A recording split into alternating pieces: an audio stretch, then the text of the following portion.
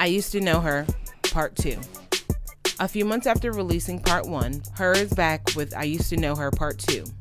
Is H.E.R ready to push the envelope some more, or does she want to play it safe? Here's our honest review of I Used to Know Her, Part 2. H.E.R, I Used to Know Her, Part 2, not Volume 2. Yeah. Same shit. How you feel about this album artwork, man? Thought it was cool. You know, it was reminiscent of Part 1's cover, but as we noticed that we can see the picture developing a little bit.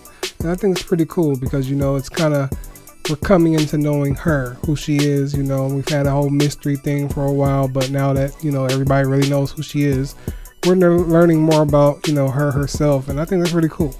Yeah, I think it feeds 100% into the name's meaning. Having everything revealed, it's slowly revealing pieces of her, and I feel like that's also the theme of each project as well. Yeah. Like we're getting more away from the identity of her and getting more of the Gabby Wilson sound, because she's way more talented and multifaceted than she's been doing from the jump. Yeah. Because, you know, you got to kind of dumb it down for some fans. Right. Flow of this album, man. Well, it's not an album, but the flow of this EP, it's really good. Yes. The flow is really, I want to say it's consistent, even though it's got different sounding elements, different tempos.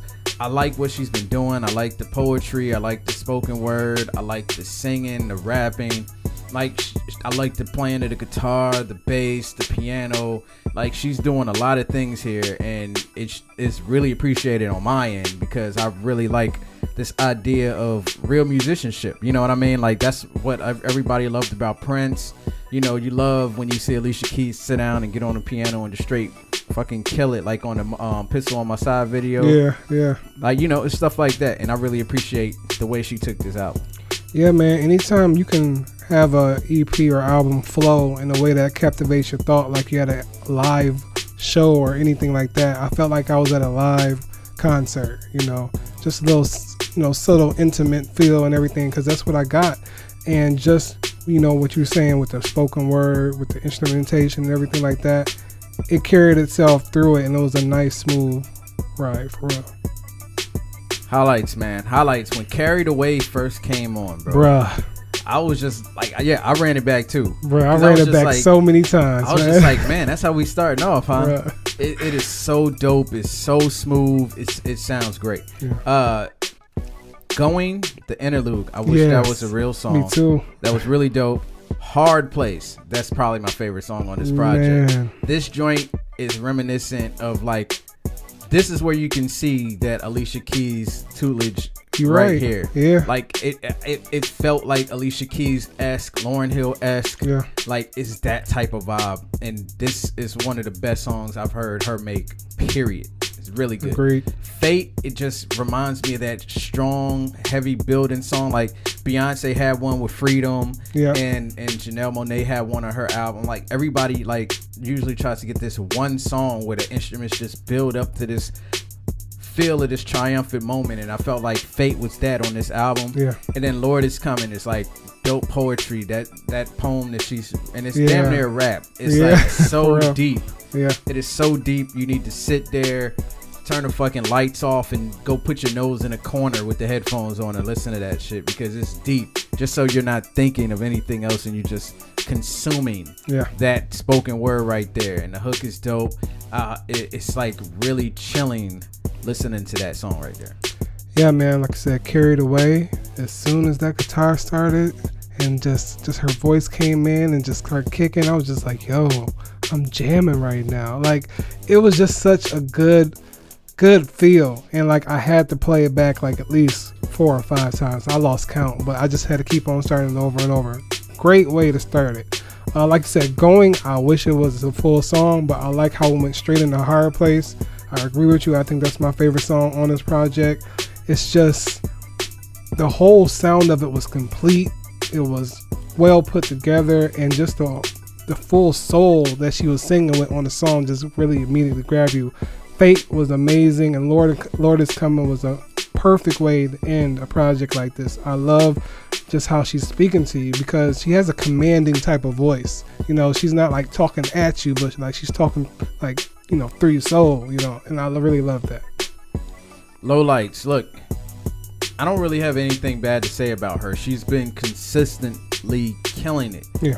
Over and over again. If anything, I'd just say the mood of Can't Help Me and I'm Not Okay, if I had to nitpick at something, but I like those songs as well. Yeah. So if the length of the album, if I wanted, or listen to the project, I can say that, but I'm pretty sure she'll probably release it with part 1 and part 2, because I had to go back and listen to part 1, and I was just like, man, I forgot she was doing the poetry and stuff there. So because that came out in August, it wasn't even that long ago.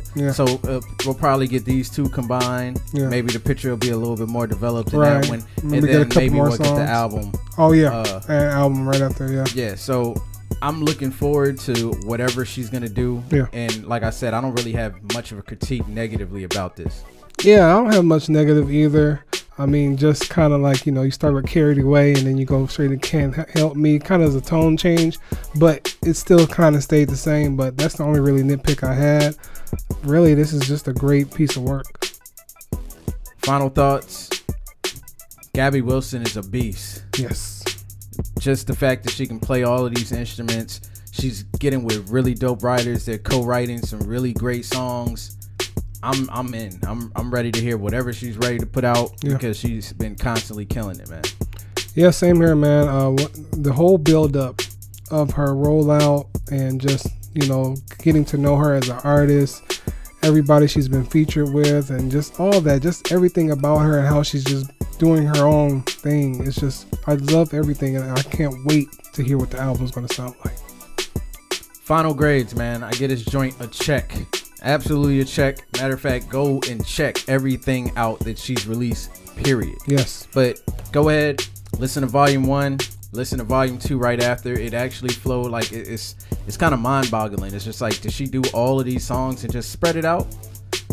After she seems like the person to have a plan. Meticulous like that, because I mean, that's how the albums flow. Yeah. You know what I'm saying? And there's some great songs in here. And if you don't like Hard Place, something wrong with you got something wrong with you. That song is beautiful. It kind of gave me reminiscent of like Alicia Keys' Teenage Love Affair or something like that type of vibe, like how I feel from hearing that song. Yeah, man, check.